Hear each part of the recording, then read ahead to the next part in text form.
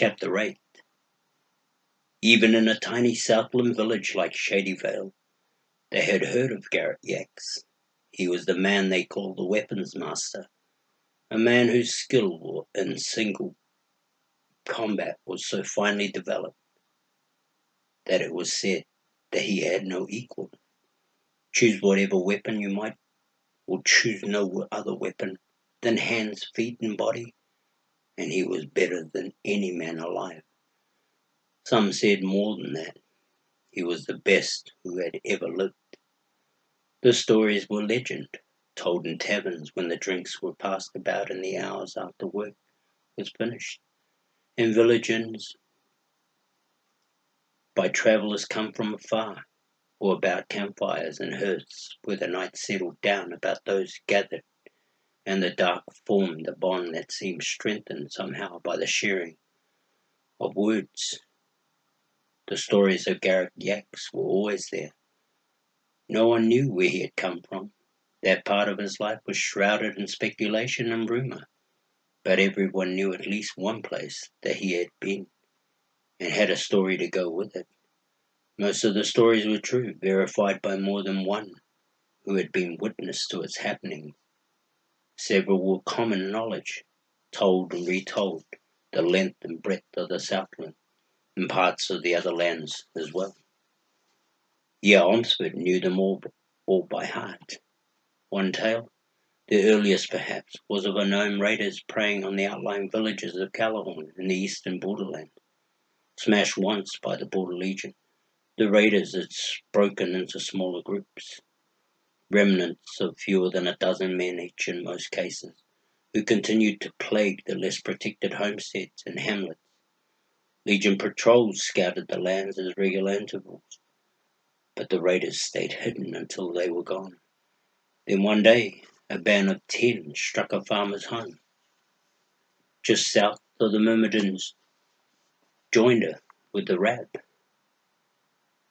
There was no one there but the farmer's wife, small children, and a stranger, little more than a boy himself, who had stopped to share a brief meal and a night's sleep, in exchange for chores that needed doing.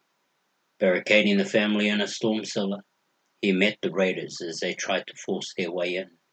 He killed 8 before the 2 remaining fled.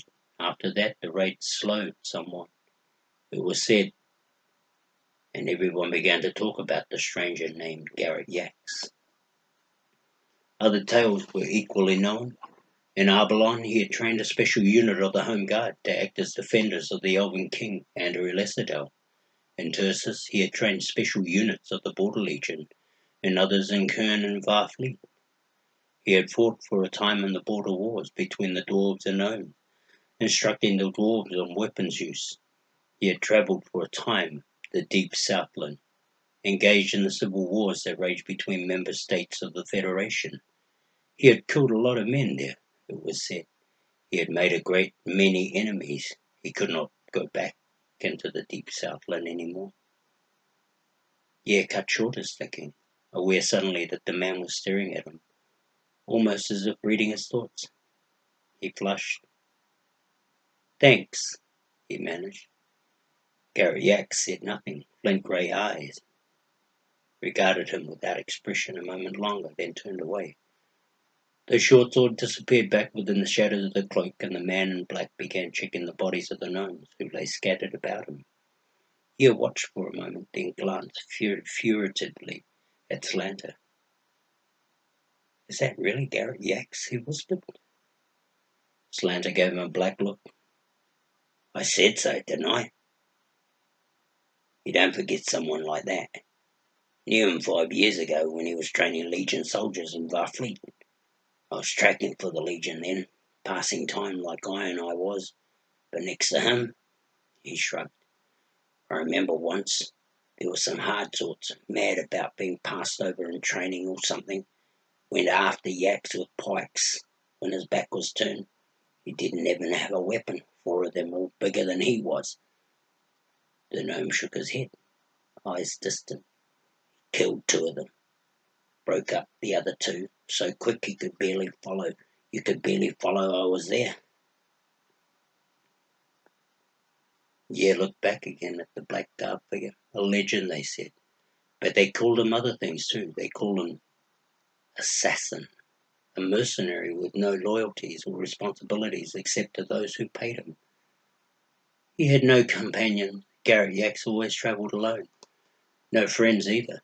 Too dangerous, too hard for them. So why had he helped Ye? This one is still alive. The weapons master was bending over Spill. Slanter and Ye glanced at each other, then stepped over to have a look. Thick skull, Garet Jax muttered. He looked up as they joined him. Help me pick him up. Together they hauled the unconscious Spill from the centre of the clearing to its far side, then propped him up against a pine. Retrieving the ropes that had been used to secure Ye, the weapons master now bound the set hand and foot. Satisfied, he stepped back from the gnome and turned to the two watching him. What's your name, Bellman? He asked Ye. Ye Omsford, Ye told him, uneasy under the gaze of those strange grey eyes. And you? He asked Slanter.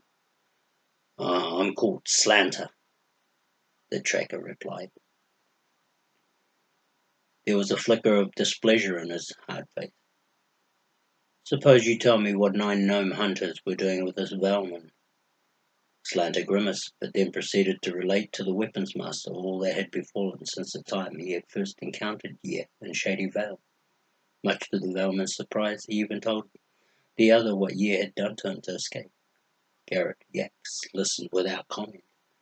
When the tale was finished, he turned again to Ye. Is what he says right? Ye hesitated, then nodded. It wasn't, of course, not entirely. A part of it was fabricated story he had told to Spill. But there was no reason to change that story now. Better that they both thought his father and Eleanor's company with the Olsons, at least until Ye knew whom he should trust. A long pause followed as the weapons master thought the situation through. Well, I don't think I should leave you alone in this country, Ye Omsford, nor do I think it is a good idea to leave you in the company of this gnome. Slanter flushed darkly, but held his tongue. I think you had better come with me. That way I'll know you're safe. Ye stared at him uncertainly. Come with you where? To Culhaven. I have an appointment there, and you shall keep it with me. If this druid and your father have gone into the Eastland, then quite possibly we shall find them there. Or, if not, at least we shall find someone who can take you to them. But I can't, Ye started to say, then caught himself. He couldn't tell them about Bryn. He had to be careful not to do that. But he couldn't go east either. I can't do that, he finished. I have a mother and sister in the villages south of the Vale who know nothing of what's happened. I have to go back to warn them. Garet Jax shook his head. Too far, I haven't time. We'll go east, then send word back when we get to Chang. Besides, if what you have told me is right, it's more dangerous going back than going ahead. The gnomes and the wraiths know about you now. They know where you live. Once it's discovered you've escaped, they'll come looking for you there again. I didn't rescue you just to have you caught again the moment I'm gone. But the flat grey eye is frozen. It's decided. You go east. He glanced briefly at Slanter. You go where you wish. He strode back across the clearing to retrieve his pack and staff. Ye stood looking after him, trapped by the indecision. Should he tell the man the truth or go east? But then even if he told Garet Jax the truth, what difference would it make? The weapons master wasn't likely to take him back in either case. Well, luck to you, boy. Slanter was standing before him, looking less than happy. No hard feelings, I hope. Ye stared at him. Where are you going? What difference does it make? The gnome shot a venomous glance at Garet Jax. Then he shrugged. Look, you're better off with him than me. I should have gone my own way long ago. I haven't forgotten that you helped me. Slanter, All during the journey, Ye said quickly, and I think you would have helped me again if I needed it. Well, you're wrong, the gnome cut him short. Just because I felt sorry for you doesn't. Look, I'd have turned you over to the walker just as quick as Phil, because that would have been the smart thing to do. You and this weapons master don't get to see what you're up against. I saw you stand there with that knife when the other gnomes came at me, Ye insisted. What about that? Slanter snorted, turning away angrily. If I'd had any brains at all, I'd have let them have you. Do you know what I've done to myself? I can't even go back to the Eastland now. That gnome who ran off will tell them everything I did. All spilt. Once he gets free, he threw up his hands. Well, who cares? Not really my country anyway. Don't belong there. Haven't for years. Rates can't be worried about tracking one poor gnome. I'll go north for a time, or maybe south into the cities and let this whole thing take its own course. Slanter. The gnome wheeled suddenly, his voice a hiss. But that one, he isn't any better than me, he gestured angrily at Garet Jax, who was drinking again from the pool. Treats me as if this was all my doing, as if I was the one responsible. I didn't even know about you, boy. I came hunting the druid. I didn't like chasing after you, taking you off to the raids. Slanter, wait a minute. Mention of the Maud rates reminded the Valman of something he had almost forgotten in his relief at being freed. What about the walker we were supposed to meet on the other side of the oaks? Slanter was annoyed at having his turret cut short. What about him? He'll still be there, won't he? Yeah, asked quietly. The gnome hesitated, then nodded. I see your point. Yes, he'll be there, he frowned. Just go another way, go around him. Yes, they're close. Suppose he decides to go through him.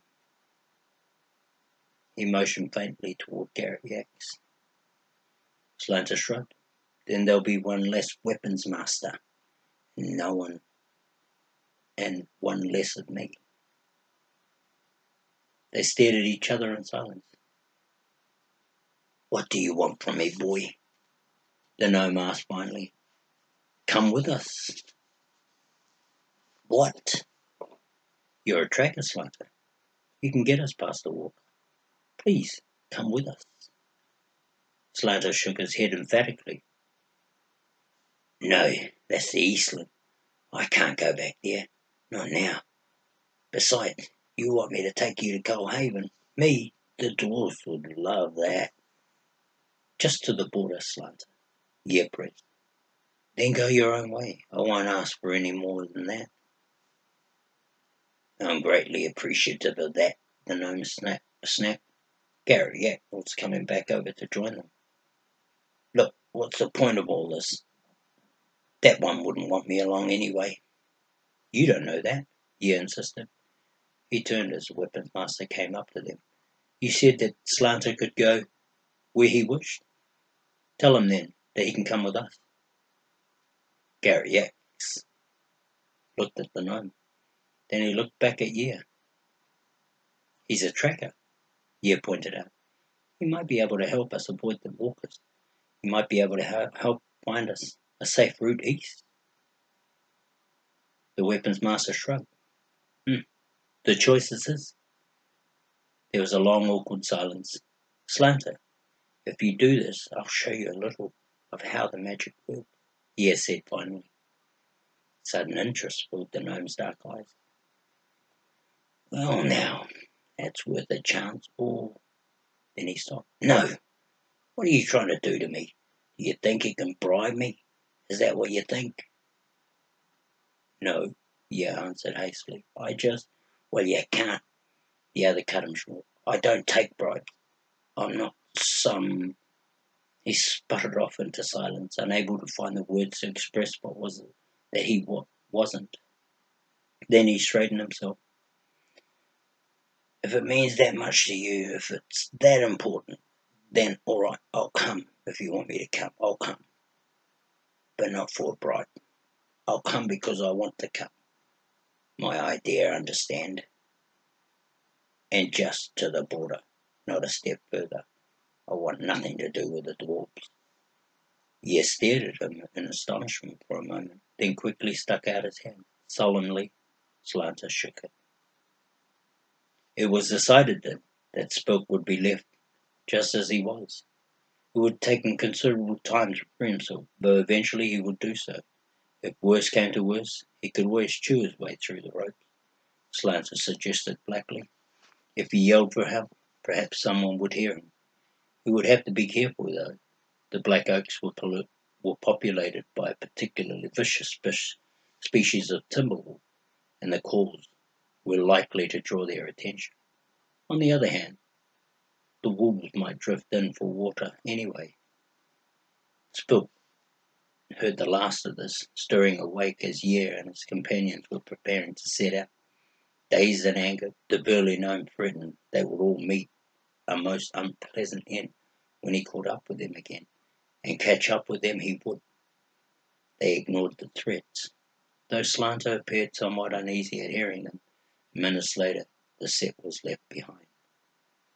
It was a strange company in which Yair found himself now. A gnome who had tracked him down, taken him prisoner, and kept him so for 3 days, and a legendary adventurer who killed dozens more men than he had seen years on this earth. Here they were, the three of them, and Yair found their alliance thoroughly baffling. What were these two doing with him? Garet Jax might have gone his way without troubling himself about Yair, yet he had not done so. At risk to his own life, he had rescued the bellman, and then chosen to make himself temporary guardian. Why would a man like Garet Jax do such a thing? And Slanter might have rebuffed his request for help in avoiding whatever lay between them and their Anar, knowing the danger to himself and knowing that Garet Jax clearly didn't trust him and would watch his every move. Yet, quite unexpectedly, almost perversely, he had chosen to come anyway. Again, why? But it was his own motives that surprised him, most of all, when he began to consider them. After all, if their decision to be with him was baffling, what of his to be with them?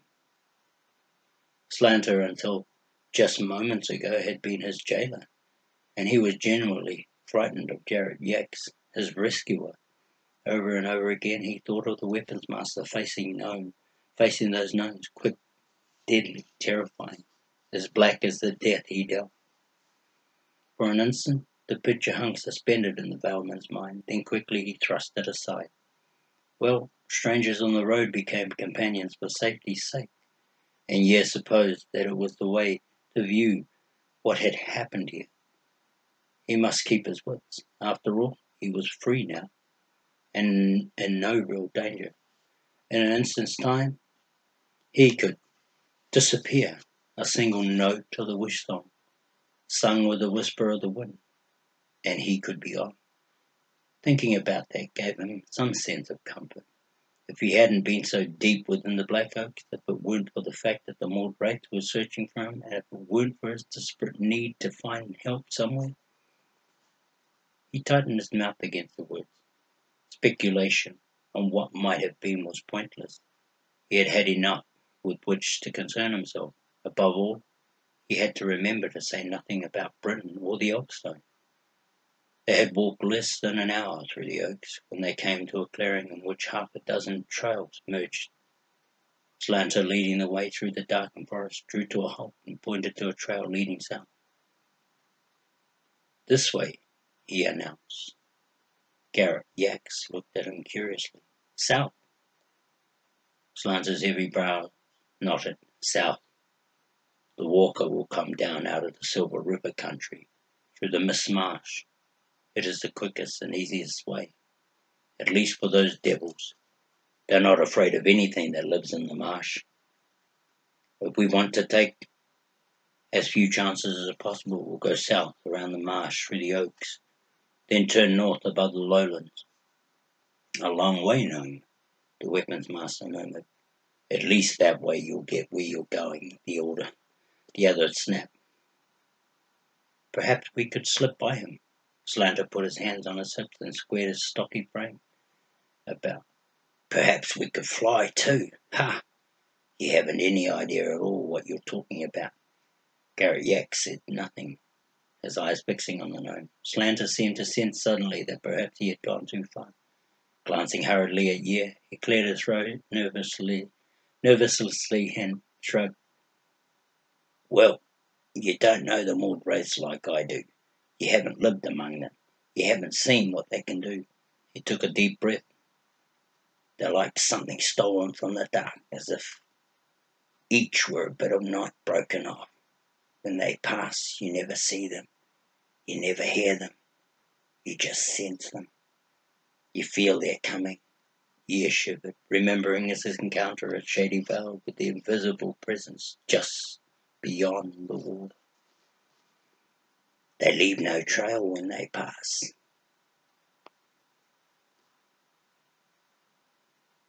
Slanter went on. They appear and disappear just as their name would suggest. Maud wraiths, black walkers. He trailed off, shaking his head. Garet Jax looked over at Yair. All the Valeman could think about was what he'd felt when he had come back to his home that night in the Vale and found one of them waiting. I don't want to take the chance that we might stumble onto one of them, he said quietly. The weapons master readjusted the pack across his shoulders. Then we go south. All afternoon they wound southward through the black oaks, following the pathway as it snaked ahead through the dark trees. Dusk fell over the forests, and the grey light of midday fading rapidly into the night. A faint mist began to seep through the trees, damp and clinging. It thickened steadily. The trail became more difficult to follow, disappearing at irregular intervals as the mist settled in. Night sounds came out of the growing dark, and the sounds were not pleasant. Slanter called for a halt. Should they stop for the night? He wanted to know. Both men looked to Yair. Stiff and tired, the Valman glanced quickly about. Giant oaks rose about them, glistening black trunks hemming them like a massive keep. Mist and shadows lay all around, and somewhere within them a black walker hunted. Yair Omsford gritted his teeth against the aches and the weariness and shook his head. The little company went on. Night also came to the clearing where Spilk sat bound to the great oak. All afternoon he had worked at his bonds, loosening the knots, and held them, enforcing them slack. Nothing else had passed through the clearing that day. No travellers had stopped to water. No wolves had come to drink. The crumpled bodies of his patrol lay where they had fallen, shapeless forms in the dusk. His cruel features tightened as he strained against the rope. Another hour or so, and he would be free to hunt the ones who had done this to him, and he would hunt them to the very end. A shadow passed over him, and his head jerked up. A tall black form stood before him, cloaked and hooded, a thing of death strayed from the night. Spilk went cold to the bone. Master, he whispered harshly. The black figure gave no response. It simply stood there looking down on him. Frantically the set began to speak, the words tumbling over one another in his haste to get them out. He revealed all that had befallen him, the stranger in black, the betrayal by Slanter, and the escape of the Valman with a magic voice. His muscled body thrashed against the bonds that held him fast, words inadequate to hold the fear that tightened about his throat. I tried, Master, I tried. Free me, please, free me. His voice broke, and the flood of words died away into stillness. His head drooped forward, and a sob racked his body. For a moment the figure above him remained motionless. Then one lean, black-gloved hand reached down to fasten on the gnome's head, and red fire exploded forth. Spilk shrieked a single terrible cry. The black-robed figure withdrew his hand, turned and disappeared back into the night. No sound marked its passing. In the empty clearings, Bilk's lifeless form lay slumped within its bonds, eyes open and staring.